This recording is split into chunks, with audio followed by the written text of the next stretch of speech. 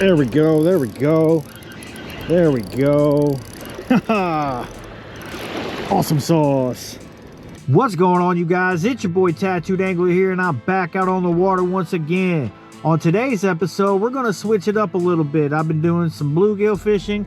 I've been doing some crappie fishing. But one thing that I know is biting right now that I've totally forgot about over just this, the beginning of spring is smallmouth bass. All right. So I am up here on the St. Joe River in the border of Michigan and Indiana, where we've been bouncing around to some spots looking for originally steelhead, but those things are so unpredictable.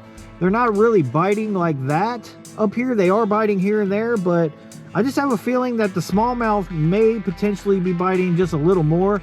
It's a whole different ball game from steelhead fishing to smallmouth fishing. So I'm going to use my techniques that I know that I use at home to catch smallmouth. Hopefully we get onto them, because I heard there is some big smallmouth in the St. Joe River. So yeah, we're going to go ahead and get it started, and I'll see you guys down there on the water.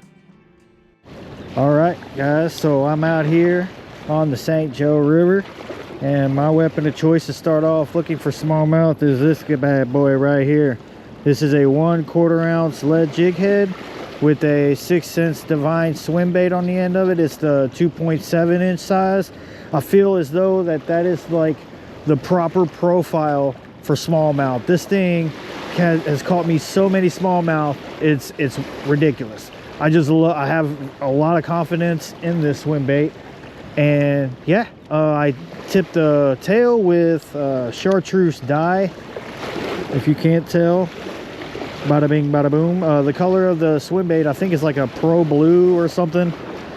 But yeah, we're gonna chuck it out here real quick once this boat dips out, and we're gonna search for some smallies. All right, here we go. First cast of the day. Letting it fall just a little bit. The current is always moving here, so I'm just letting it fall and then kind of drift fishing it back and slowly giving it some pops and slowly reeling it in and just waiting for that thump.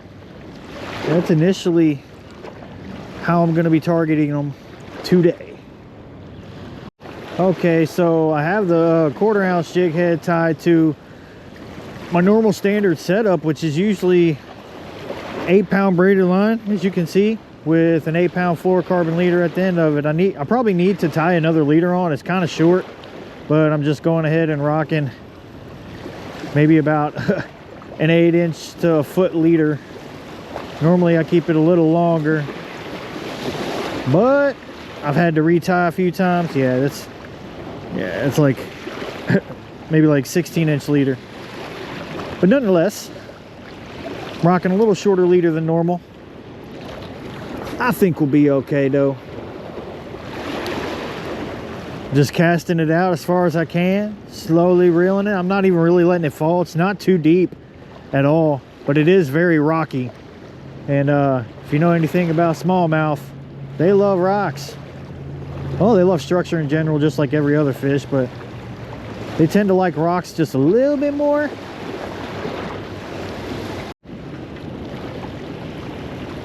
Come on. There we go. There we go. There we go, guys. He's okay.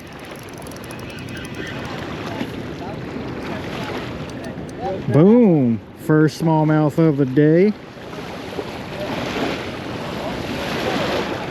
Not too bad, not too bad. A little juvenile smallmouth.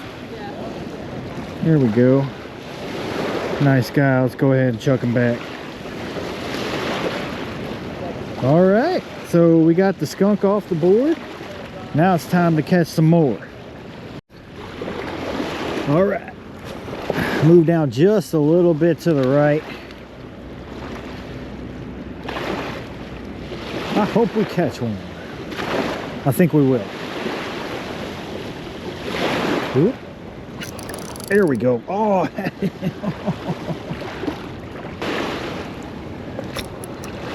Oh, oh, got him. I was like, wait a minute, what? Oh, come on, there we go. Oh yeah, that was a weird feeling. Oh, we got number 2.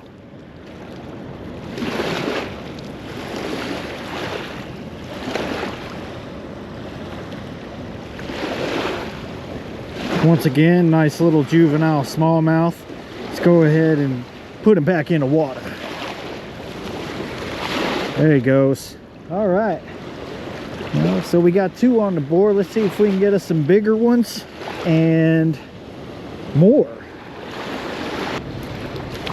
Come on.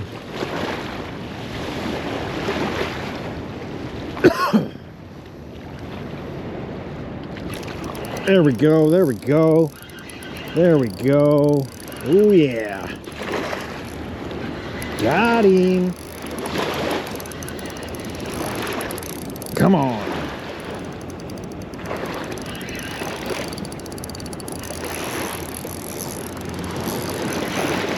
This is the fighter. Oh, there we go. Yeah. Let's go. Another smallie. Look at that. That's a nice smallmouth.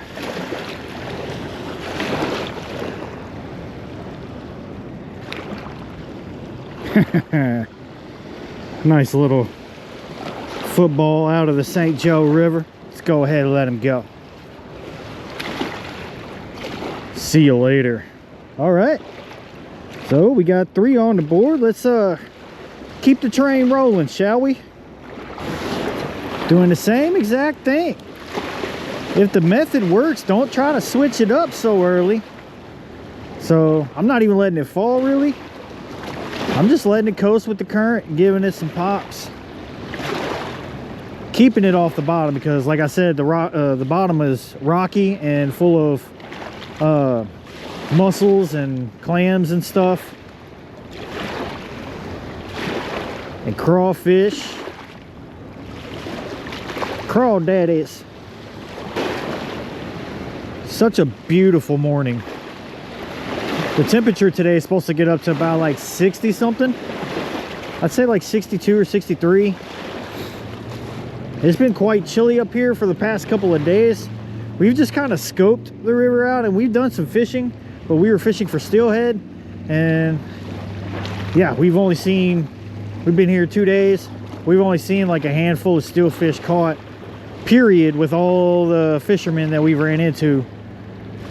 So I said, screw it, we're gonna go for some smallies. That was a snagalicious if I ever felt one.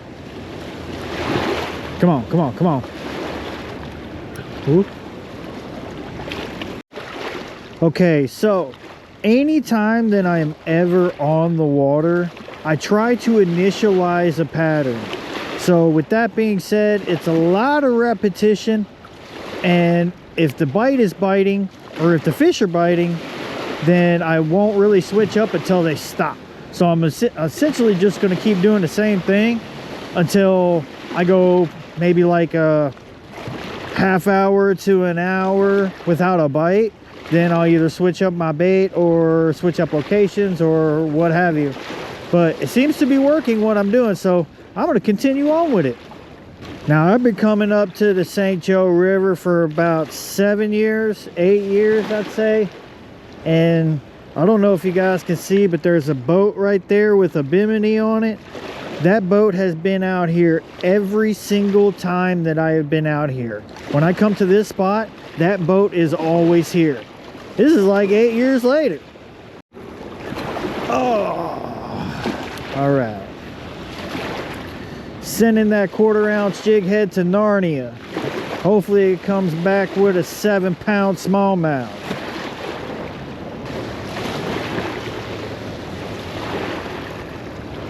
There we go, there we go. That's what I'm talking about. Oh yeah. Bounced it right off that rock. Yeah, I felt the rock first and then felt the fish afterwards. This will be number 4 if I can get him in. Oh yeah, he's fighting pretty good. These river smallmouth ain't no joke. Oh yeah, that's a nice one. Oh yeah. Yeah, that's a pretty one. Awesome sauce. Oh yeah. Yeah, that's a nice little chunk.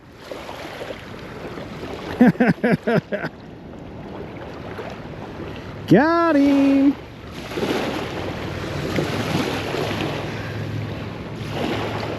Look at that, guys.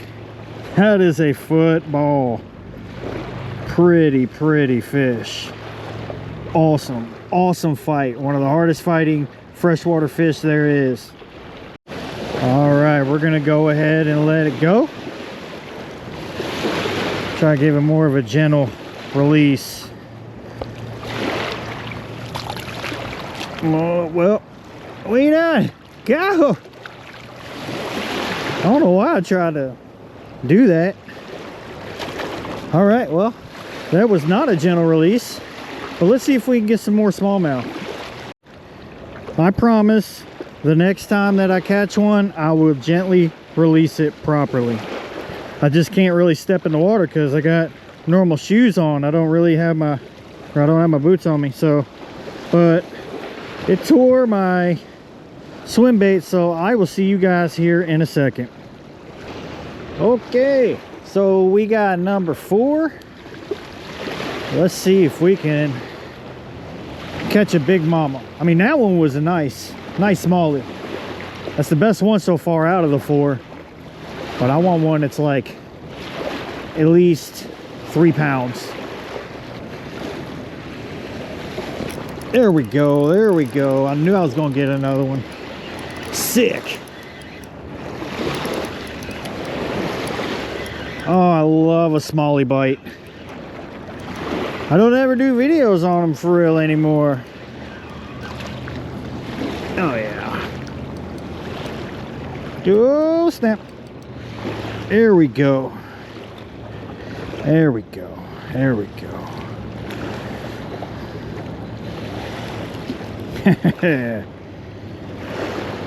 Nice little St. Joe River smallie.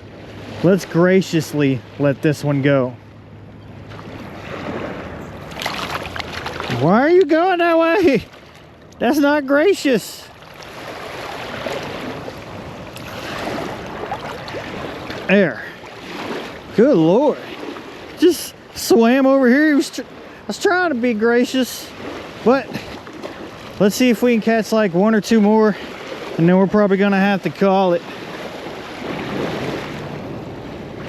There we go. Sweet.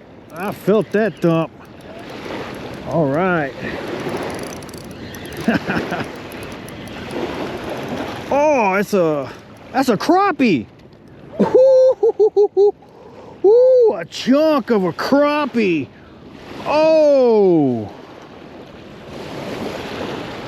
wow. Guys, I did not know they were here. Look at that. Look at the meat on this crappie. What? That's a chunky crappie. I did not know these things were in here. This is awesome. Look at the shoulders on that thing. That's like I'd say probably like a 10 and a half inch crappie, but that is a thick boy. You know what? Yeah, we got the measuring board. Let's measure it. Where is it? On my bag. Where's your bag? Oh. Yeah, let's give this guy a measure. Look at that, guys. It's 11 and a half inch crappie. That's insane. I did not know they existed in here. All right, we're gonna let this crappie go. I'm gonna try to do it as graciously as possible. Kind of give him a little push.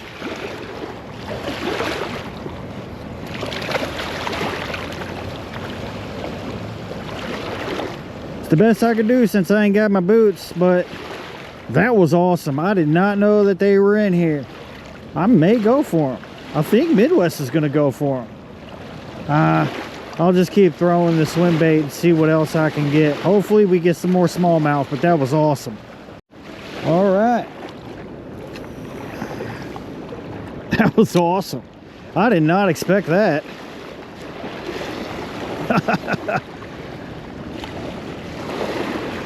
It goes to show how aggressive crappie can be, because this is almost a 3-inch swim bait with a 1/4 ounce jig head. That was wild.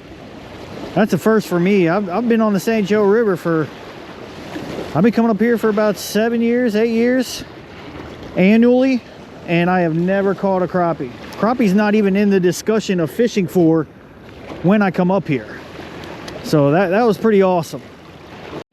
All right, guys, so it's been about an hour since I've caught that crappie, and sadly we have to get on the road. We have a 4-hour trip home, but this is where I'm gonna go ahead and conclude this episode. Well, guys, I'm gonna go ahead and deem the mission successful. I just got home from a 4.5-hour car drive from up north. We originally went up there to have a good time and catch some steelhead. We did not get on to steelhead. We barely even saw the locals catching any, but I saw that Katie had caught some smallmouth, and I was like, well, I might as well try to go for it. So it felt really good catching them smallmouth in a different area, using the same techniques that I use around my local waters to be able to target them. And it was just a fun experience all in all. We went out to eat, you know, we got a nice Airbnb, we did a whole lot of fishing, and the smallmouth just seemed to be the ones that were munching. But if you like stuff like this, please make sure to hit that thumbs up, pow, and then also don't forget to hit that notification bell, subscribe if you aren't subscribed already, and then let me know what you think about the video down in the section below. Oh, by the way, if I would have had my boots on, I would have been able to give a gracious release to every single fish, but with that water coming up on the bank and me having my slip-ons, I wasn't about to get in that water just to let that fish go gracefully. But it was funny that they tried, you know. Maybe the next video I'll do it, but until then, I'll catch you guys on the next one. Peace.